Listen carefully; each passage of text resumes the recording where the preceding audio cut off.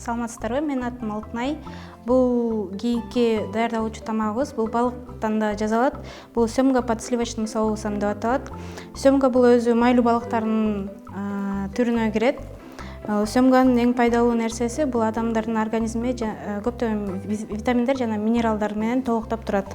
Эң биринчиден биз уже сковородканы плитабызга коюп койдук. Андан кийинки бул биз семгабызды лимон менен, туз жана мурч менен мариновать этип алабыз.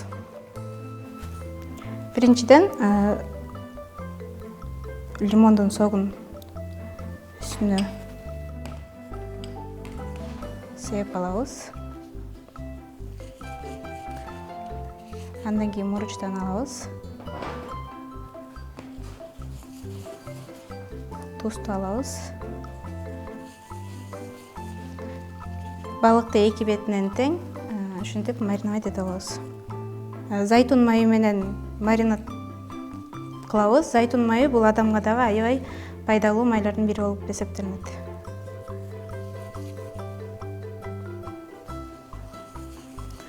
Бул бир нече мүнөт тургандан кийин сковородкабыз ысыганда зайтун майын коюп, балыгыбызды кууруп алабыз.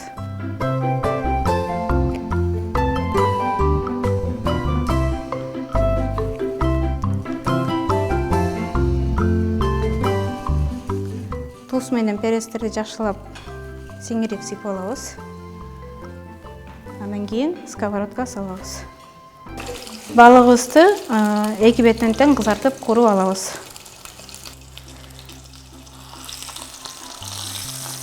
Бир бети бышкандан кийин экинчи бетине оодуруп алабыз.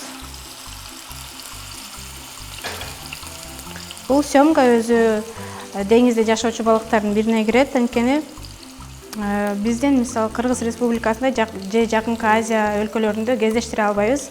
Анткени булар көбүнчө Балтика же болбосо Ак деңизде жашашат жана өзүнөн кичи болгон балыктар менен азыктанышат.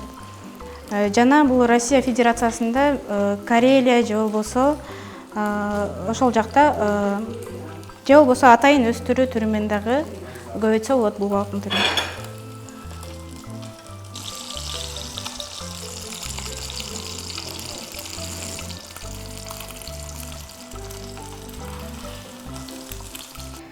Биз семганы кууруп алгандан кийин ага жазыкча жасайбыз. Жазыкчабыз бул цөркөдөн өткөн сабиз болот.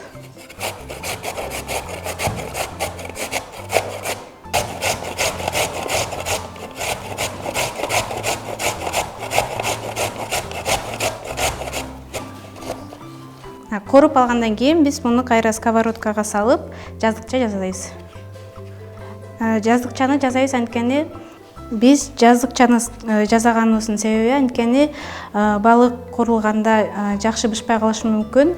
Ошондуктан биз жазыкчаны жасап, кайра салып, үстүн крышка менен жаап коебуз. Биз балыкты эки бетинен тең кууруп алгандан кийин атайын кыпчыгыч менен алып, башка тарелкага салып, отту кичине азайтып, андан кийин өзүбүздүн жазыкчабызды кууруп баштайбыз. Ага сабизди салып,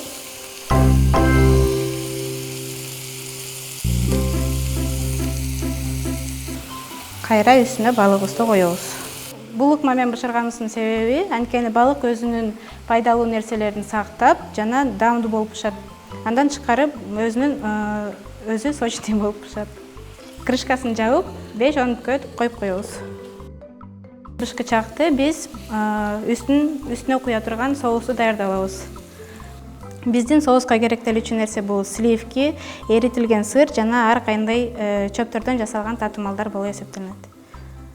Соусту даярдоо технологиясын айта кетсек, бул биринчи ысытылган сковородкага сливкини коюп, сливка ысыгандан кийин эритилген сырды салып, үстүнө ар кандай татымалдарды сээп коебуз. Биз жогоруда айтып кеткендей эле соусту жасоо ыктымалы бул биринчиден ысытылган сковородкага сливкини куюп алабыз. Сливки ысыгандан соң биз эритилген сырыбызды бир кашыктан кошуп баштайбыз.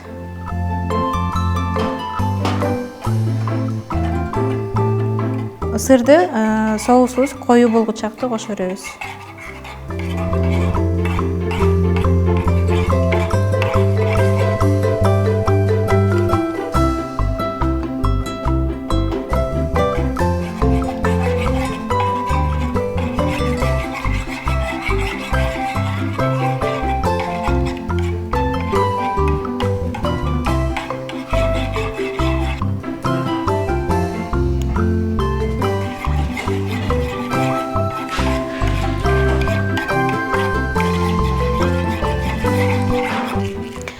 Биздин соусубуз даяр болду. Эми үстүнө кургатылган чөптөрдү сеуп койсок болот.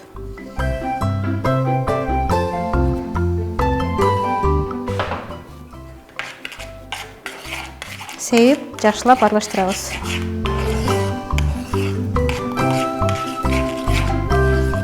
Болду, биздин соусубуз даяр. Биздин балыгыбыз дайын болду. 10-15 мүнөттүн тегерегинде биздин балыгыбыз бышты. Эми муну биз кооздоого киришебиз. Балыгыбызды тарелкага коюп, чекелерин лимон менен кооздоп, үстүнө дайындалган соусту куябыз. Ушундай түрдө соусту куюп коебуз. Болду, биздин балыгыбыз даяр. Бул тамактын аты сёмга под сливочным соусом деп аталат.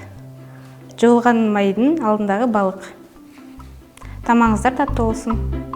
Бул балыгыбыз ресторандарда берилет жана үй шарттарында дагы абдан жеңил дайындалат. Бул балыктын пайдалуулугу абдан чоң. Организмди көптөгөн витаминдер, минералдар, макро жана микроэлементтер менен толтурат.